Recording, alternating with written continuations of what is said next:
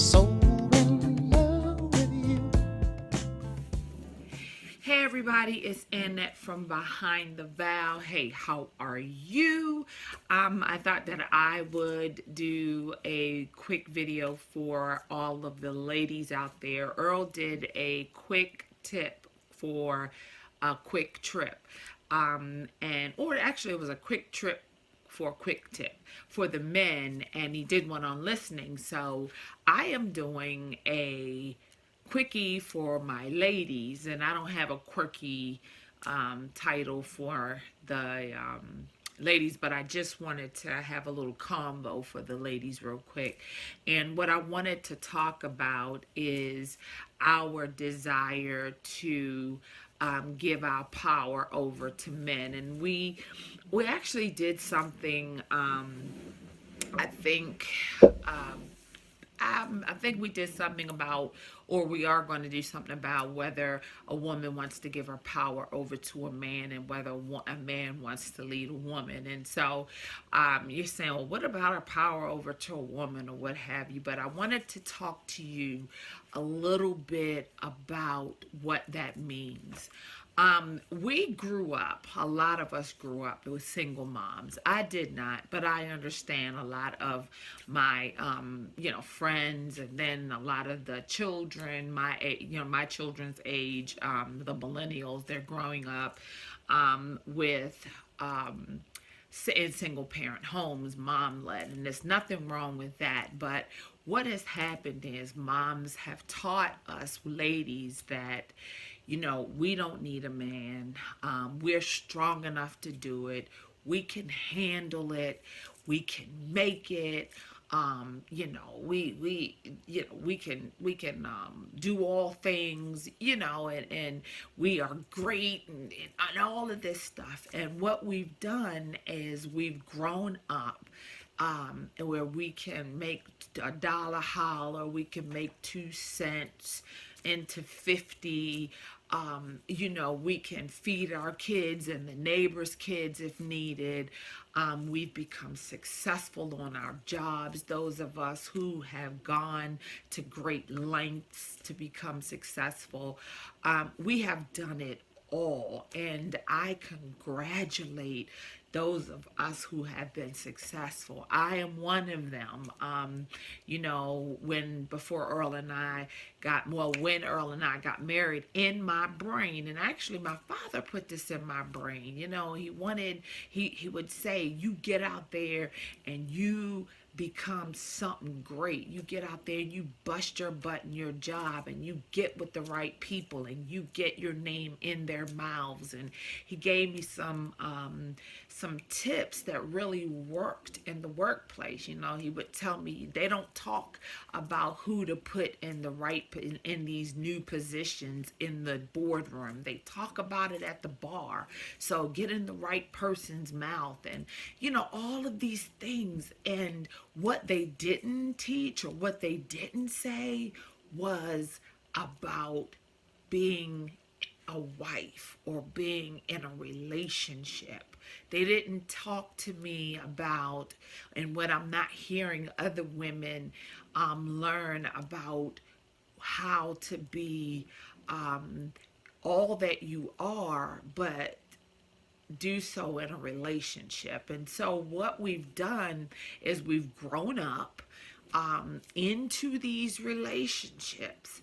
Well, let me not say relationships, but we've grown up, we've become bosses, we've become CEOs, directors, we've become, entrepreneurs, we've become great, successful women. And kudos to that. And what we're doing is we're finding love later on in life, 30s, late 30s, or what have you. And we've been by ourselves all this time. We've had our own house. Maybe we've had a kid or two. But we've done it all. House is furnished. We have our own car. We have all of this stuff. And then we meet a guy. And it's the guy of our dreams. It is the guy of our it's the guy that we want, the guy that we need. It's this guy. And so we get into these relationships with him, and he becomes, we're the guy that, I'm sorry, we're the female that, or the woman that he wants. And all of a sudden we decide that that's who we want, and he decides that's we're who he wants. And we get into these relationships. The relationships are great. They work. But then comes the jockeying for position. It comes in with who takes the lead. It comes in with who listens to who, and who, follows who. That's where we start bumping heads.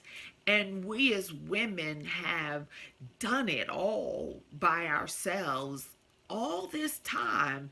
And the guy is saying, wait a minute, I'm the man here. Hold up. I'm the man. Why are you? And you're not listening to me. I'm trying to tell you. I'm trying to lead. And when we do let him lead, we have something to say about it. We don't like the way he's doing it, or we don't think he should do it this way, or we believe he should do it that way, or we think it should be done that way, or what have you. And then what we do is we start to belittle our mate. We start to make him feel as though he can't do it right, and all because he doesn't do it like we would do it. And so that's what I'm addressing today, ladies. You want a man, but you don't want a man that is going to lead your house. It's not it's not, I don't want to say right, but it's not healthy to have a home where you have a husband, a wife, and then the wife leads. That's not healthy. It emasculates the husband. If you're gonna have a husband, or you're gonna have a mate, or relate in a relationship, the man, yes, he leads with you beside him, understanding that he is going to take, and when I say take the lead, it's sort of like at work. You have your boss, and your boss says, or your director says, hey, I'm thinking about blah, blah, blah, blah, blah. I think we should go this way. And then you're the assistant director, and he or she brings you in and says, what do you think? And you said, yeah, I think you should go this way. Well, that's how the relationship goes. The director comes up with the way that they believe it should go, the way that they think that the company or the department, the direction. It's not that you, as the assistant director, kind of leads and, hey, you listen to me and I think you're doing it wrong, and blah blah blah blah blah. That's not the relationship that you have. And what happens is, because you start to emasculate your mate, then he backs off and eventually backs out, and then you find yourself lonely or alone in a relationship. And the first thing we do is say, he wasn't man enough to be with me. No, you couldn't be, and I don't want to use the word docile, but flexible enough to say, this is the man that I love, and I trust him enough to lead me. I trust him enough to take care of me. I trust him enough to lead our family and bring me in on his decisions, to make sure that together we are we're making the right decision. Together we're doing the right thing. Together we are one with the path that is being chosen. So, what are you saying? And that what I'm saying is, ladies, if you've waited this long and you finally found the man of your dreams, let him be the man of your reality. Your reality is that this isn't a place you have to fight and jockey for position. This isn't a place, your marriage, your relationship isn't a place where you have to prove that you are good enough, that you can handle it, that you can be that woman. Your mom, bless her heart, and God knows she did the right thing. Yeah, even my mom, because my dad, he was a piece of work, but you know your mom doesn't have the unique position that you do, and that's a man in your life. This man wants to be a part of your life, so step back and let him be a part of your life. Breathe, exhale, exhale, exhale. Exhale and say, finally, I don't have to fight about what is going on in my life. I don't have to fight about what is happening in me. I don't have to deal with every bill. I don't have to deal with everything in my life. I finally have someone who's going to take care of me. I finally have someone who I can come home to, and I could say, you know what, this happened, you know what, that happened, and you know what, this bill is due, and you know what, that bill is due. What are you going to do, and how can I help you? So, ladies, don't fight. Don't try to be in charge. Them helping, leading you, doesn't take away from what you've done all these years to survive and be who you are.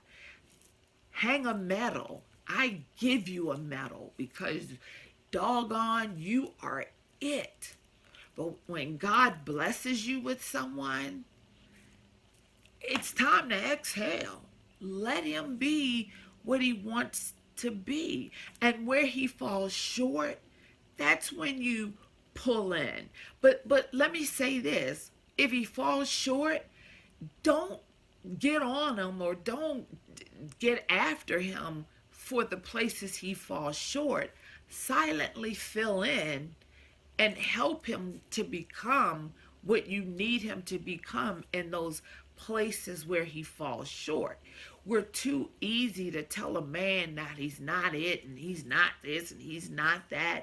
Yeah, one of the things that I've said and my husband and I have come up with, and we'll probably talk about that later, is that in the moms growing and raising women to be strong, and you don't need a man, and you can go out and you can do this and you can conquer the world, what she's also done is protected the boy, her son, because she felt bad that dad wasn't in his life, and so she's coddled him, and oh baby, and oh you're okay, and no he didn't do it, and no and it's made him a little weak in some areas. It's made him irresponsible in other areas, and it's made him unable to process some things and not even to be in touch with his feelings in other ways. And so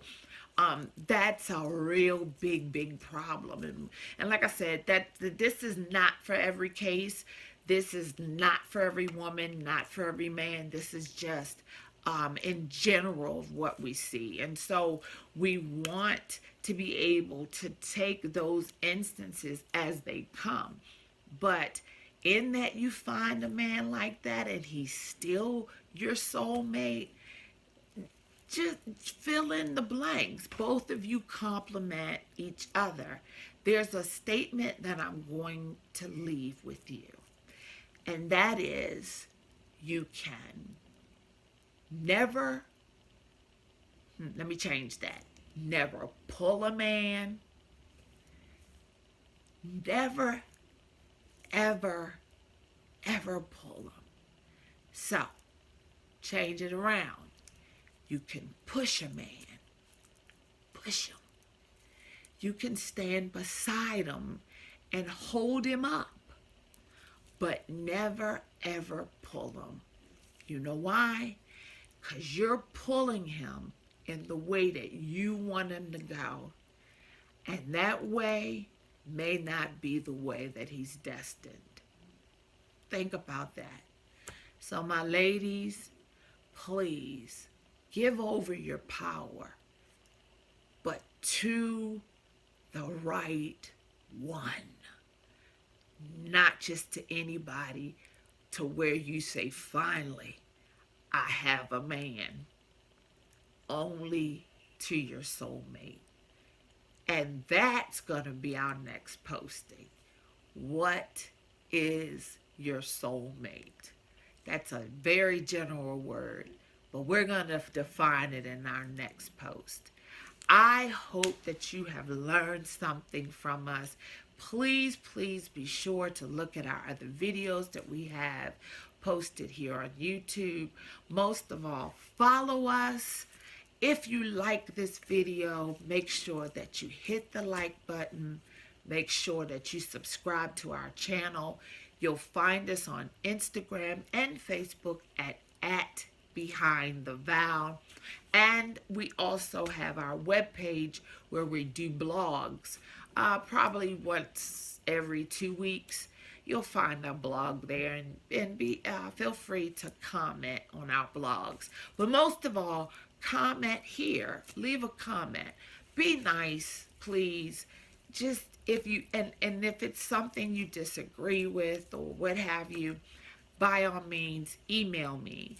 You need help with something and it's personal, email me at Annette@BehindTheVow. You're in the actually, you don't even have to be in the Atlanta area, but if you want to talk to us or have a session with us, you can do so. We do Skype, or you can come see us. But just make sure that you do it and let us know at Annette@BehindTheVow. Thank you guys for listening. I hope, ladies, that you have learned something. This is for the ladies. Learn it and grow. Most of all, make sure that you put it here so that you can stand behind your vow. Thank you. Bye-bye.